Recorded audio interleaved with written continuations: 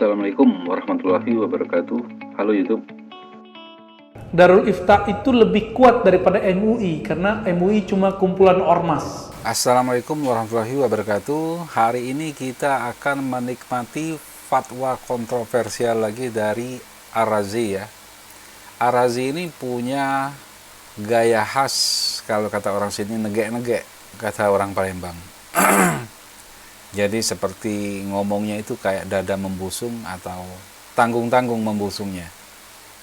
Dengan seringai wajahnya yang khas. Belum apa-apa mengenai riba bank, dia sudah ngomongin MUI dengan Darul Iftah kalau nggak salah di Mesir itu tidak sepadan kurang lebih. Di sini sedikit secara psikologis dia menyombongkan atau membuat manipulasi bahasa seolah-olah ini patut diterima karena Darul Iftah itu fatwanya pasti diterima, sedangkan MUI Majelis Ulama Indonesia hanyalah ormas yang belum tentu diterima, hanya memberikan saran. Nah, itu tidak ada hubungannya dengan kevalidan fatwa, saya kira. Tetapi dia mencoba menghipnotis pada videonya bahwa Darul Iftah pasti diterima, ya artinya maksudnya pasti benar, begitu.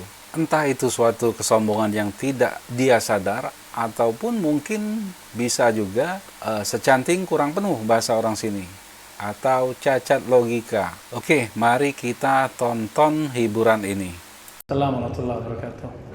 Apakah ada ulama yang masih memperdebatkan hukum bank? Mau denger nggak nih? Ya, ini pahit ini ya. Ini berat tapi saya wajib menyampaikannya. Ada yang lulusan Al-Azhar nggak? Ada yang pernah ke Mesir nggak? Di Mesir ada Darul Ifta. Darul Ifta itu lebih kuat daripada MUI karena MUI cuma kumpulan ormas. Fatwanya hanya bersifat himbauan. Tapi Darul Ifta itu langsung diakui oleh negara. Itu di Mesir. Ya, fatwanya itu langsung diakui oleh negara. Ulama Mesir tahun 82-83 mengeluarkan fatwa bank itu apapun namanya haram. Alasannya apa? Karena bertambah, ada yang bertambah, bunga apapun namanya disebut dengan riba. Tapi Syekh Tontowi di tahun 87, 88, 89 mengeluarkan pendapat baru, boleh, tapi pendapat pribadi. Akhirnya di tahun 90-an, 2000-an, ulama-ulama Darul Ifta dan ulama-ulama Azhar kemudian mengkaji kembali. Hasilnya tahun 2003, Darul Ifta Mesir menfatwakan bahwa bank itu halal. Gimana itu? Wah, Ustadz ini liberal lagi nih. Kalau aneh liberal, maka Al-Azhar liberal. Ada yang berani bilang Azhar liberal? Ya.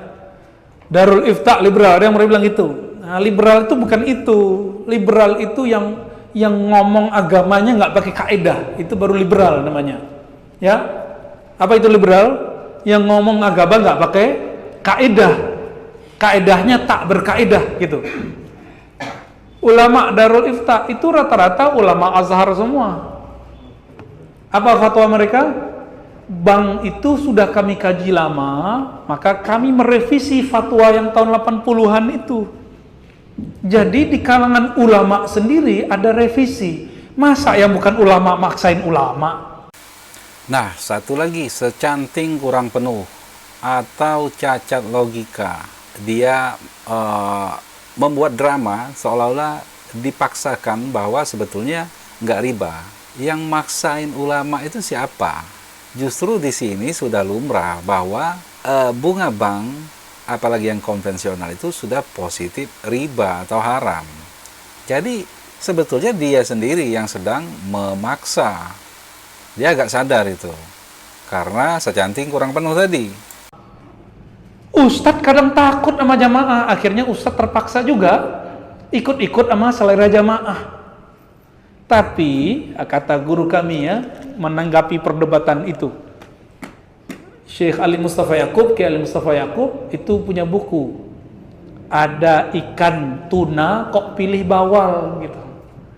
Ada ikan apa yang gede-gede itu? Ikan kakap kok pilih teri. Maksudnya apa? Udah ada bank syariah kok masih terjebak bank konvensional, meskipun ada ulama yang membolehkan bank konvensional. Jadi gimana sikap kita terhadap persoalan bank? Karena ulamanya beda pendapat, maka antum harus siap-siap beda pendapat dan beda pendapatan. Ya. Lalu ada persoalan di sini, ya. Saya melihat, memandang, meneliti, mengobservasi orang-orang yang mengharamkan bank, gerakan anti riba ini nggak kafah juga. Dia gerakan anti ATM, kredit, debit, bahkan anti bank syariah. Namun masih pakai fulus rupiah. Kalau berangkat haji pakai real dan dolar. Saya mau tanya, yang mengeluarkan nilai, bukan nyetak. Kalau nyetak ada pencetaknya ya. Yang mengeluarkan nilai angka rupiah itu bank atau emas? Terjebak nih, lagi serius. Lagi serius-serius dibuat begitu jadi keblinger ya, keblank ya. Yang buat itu bank atau bukan? Bank apa yang mengeluarkan nilainya? BI. Antum itu mengharamkan bank, tapi pakai produknya, itu tanda nggak paham hukum fikih dan kawaid fikih. Dalam kaidah fikih ada sebuah kaidah at-tabi'u tabi'un. Kalau kamu mengharamkan A, maka apapun yang dihasilkan dari A haram. Kalau kita haramkan bank, maka antum haram menggunakan ATM, haram menggunakan fulus kertas atau fulus koin ataupun elektronik, haram semua. Maka beragama jangan picik. Wah, kalau ini luar biasa lebay ya. Norak, ya benar-benar secanting kurang penuh kalau menurut saya. Pertama, saya memang bukan ustaz, tetapi contohnya, saya setiap masuk barang dari luar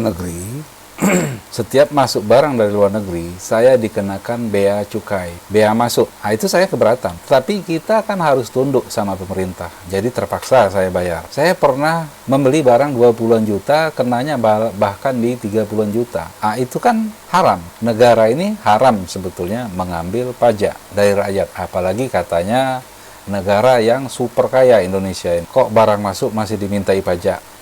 Kalau biaya untuk pengurusan iya. Nah, di situ kan saya hidup di negara yang menjalankan tidak sesuai syariah. Tetapi ya saya terpaksa hidup di sini dan saya harus tunduk sama peraturan di sini. Jadi saya memakai kartu kredit, meminjam uang di bank. Dulu kalau kau 10 tahun yang lalu mempelajari masalah bunga bank, saya lebih dari 10 tahun yang lalu saya menggunakan bunga bank. Dan saya alhamdulillah sampai sekarang ini, saya tidak lagi, udah berapa tahun saya lepas semua.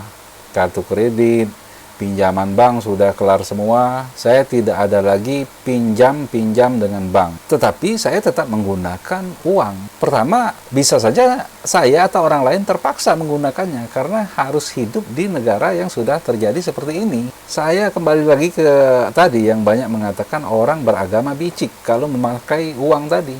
Ya, di mana saya terpaksa? Contohnya, memakan babi haram. Tapi kalau terpaksa saya di hutan, ya saya boleh memakan babi daripada saya kelaparan dan terancam mati. Jadi Anda seperti menggiring opini bahwa seolah-olah orang itu kalau masih menggunakan uang ya semacam munafik atau picik. Sekarang seandainya ada orang yang mau tidak menggunakan uangnya, membakar uangnya atau membelikannya emas, lalu dia menggunakan emas, membakar uangnya saja sudah pasti akan berurusan dengan hukum, akan ditangkap, kalau tidak salah bahkan itu menjadi tindakan subversif. Apakah Anda tidak tahu bahwa di Jakarta kalau tidak salah ada orang atau beberapa orang yang menjalankan perdagangan dengan emas itu ditangkap? Dan saya bukan ahli ekonomi, tetapi kalau saya tidak salah, kenapa ada uang di negara kita ini? Karena berdasarkan cadangan emas yang kita miliki, yang negara miliki. Bagaimana Anda katanya sudah mempelajari riba selama 10 tahun. Dan permasalahan negara mengeluarkan uang, ada bank, itu sangat terkait dengan riba? Sebetulnya enggak, sebetulnya. Bisa negara itu membuat bank yang tanpa riba, bisa. Jadi nggak ada kaitannya sebetulnya. Karena negara memilih sistemnya seperti itu, ya dicakupkan ke riba kalau menurut saya. Bisa. Kenapa tidak bisa? Bisa. Dan tidak ada hubungannya sebetulnya. Kalau negara ini mempunyai bank dan dia tidak memperlakukan riba, nggak ada hubungannya sama sekali. Tetapi bank memilih sistemnya sistem yang riba. Kan begitu. Gimana katanya Anda sudah belajar mengenai riba yang sudah 10 tahun katanya. Anda mempelajari ekonomi atau tidak? Mungkin ilmu Anda memang tinggi. Tapi kalau menurut saya sudah sangat lebay sekali memaksakan dengan bahasa Anda sebelumnya. Itu sangat norak sekali. Sangat kentara memaksakan seolah-olah orang yang menggunakan uang atau berusaha keluar dari riba itu picik dalam beragama. Ya apalagi kalau bukan secanting kurang penuh. Akalnya maksudnya secanting kurang penuh. Jangan picik. Oh, kita kembali ke dinar dan dirham. Allahu Akbar. Dinar itu diadopsi Rasulullah dari Romawi. Ya kan? Nabi aja bisa ngadopsi, masa ente nggak ngadopsi? Ini mau kembali ke zaman barter kali ya? Mau zaman barter? Nah, kau ini gak kapok-kapok mendapati julukan secanting kurang penuh. Bukannya semua muslim atau apalagi ulama itu sepakat bahwa apa yang sudah Rasul tetapkan itu atas petunjuk dari Allah melalui Jibril. Lalu Anda mengejek-ngejek dengan barter segala macam. Ini dari Rasul dikatakan menuruti Romawi, lalu dipelintirkan ke barter. Nauzubillah min dzalik. Yang dianggap ilmu ternyata ketidakmengertiannya. Tidak mengerti itu kalau bahasa kasarnya Pak, jahilun. Tapi kita nggak pakai ya, walaupun sebenarnya begitu. Jadi ulama kita beda pendapat. Saya sudah tanya ke MUI di pusat, ternyata MUI yang mereka masuk ke DSN, Dewan Syariah Nasional, itu ternyata pas dicek dompetnya separuh itu bank konven. Tapi dia duduk di Dewan Syariah Nasional yang membawahi bank-bank syariah. Kan aneh. Iya, ternyata ulama-ulama yang yang menganjurkan bank konvensional sendiri juga belum tentu mengharamkan bank ulama yang menganjurkan bank syariah belum tentu juga menganjurkan bank. Nah, begitulah ya. Dia belum move on 100% gitu. Seandainya Indonesia ulamanya serius, ayo kita bareng-bareng tinggalkan bank syariah, bank konvensional. Hancur juga tuh. BUMN itu membawahi beberapa bank. Kalau kita tutup bank, bisa hancur negara ini. Maka bank itu salah satu nafasnya negeri ini. Antum percaya atau tidak? Buat jalan itu kalau gak ada bank gak jadi. Ya, bangun kampus-kampus Islam, kampus-kampus negeri yang Islam, pesantren-pesantren, semuanya itu yang Islami. Tanpa bantuan lewat bank nggak jadi. Kalau lewat bank ketahuan mana yang gratifikasi, ketahuan nggak? Ketahuan Pak. Tapi kalau pakai kardus, pakai kotak, pakai plastik nggak ketahuan. Hati-hati di sini. Oleh karena itu, saya mengajak, ayo ulama kita sudah buat bank syariah. Ya, namun jika memang belum bisa meninggalkan bank konvensional, ambil seperlunya, tapi bangun semangat untuk membesarkan bank. Ustadz kok pelimpan? Bukan pelimpan, kan antum aja yang belum move on ya. Saya udah 10 tahun sebelumnya saya nggak pernah pakai bank konven, tapi karena dapat fatwa dari ulama Darul Ifta itu berani lagi terima beasiswa lewat BNI. Ya, habis itu lewat Mandiri, habis itu lewat apa gitu. Ya, akhirnya kata imam-imam kita di Darul Ifta itu, masyayikh kita, siapa yang terkena perdebatan ini, faliyat fiqallid man abaha. Kalau kamu terjebak dalam satu ini, maka ikutilah ulama yang membolehkannya, biar hatinya tenang. Ini masuk ke khilafiyah. Kenapa dia khilafiyah? Karena bank tidak ada di Quran, tidak ada di sunnah, tidak ada ijma, tidak ada di. Tapi kalau riba ada di Quran, ada di sunnah, ada di ijma, ada di qiyas. Nah, kalau ini sudah parah secanting kurang setengah barangkali. Karena bank memang tidak ada, tetapi masalah riba yang ada di bank ini kan bank menganut sistem riba. Jadi sistemnya itu di-embed ke bank yang memakai sistem riba. Contohnya saja sekarang di Jakarta, Bandung, itu ada perusahaan pembiayaan yang mampu mengkreditkan kepada pembeli tanpa bunga. Seandainya dia bank ya sama saja seperti itu, dia tidak menganut riba, tidak mengembed sistem riba tersebut. Jadi soal bank zaman Nabi ya nggak ada. Ya sakit kau Roji sakit Roji. Mengharamkan riba wajib, menghalalkan riba diperdebatkan. Sampai kiamat nggak selesai. Jangan paksa orang deh ya, jangan paksa orang. Nah, kalau sudah seperti ini, kira-kira siapa yang maksa? Tidak ada orang mau meninggalkan pekerjaannya. Misalnya dia waktu itu bekerja di bank lalu berhenti. Siapa yang maksa? Mana ada orang di Indonesia ini yang mau dipaksa-paksa berhenti? Itu karena kemauan dia sendiri, kesadaran dia sendiri. Dan dia lebih baik daripada ragu-ragu, lebih baik dia tinggalkan. Itu jauh lebih baik. Kalau sudah begini ya siapa yang maksa? Kalau enggak, kau sendiri yang maksa.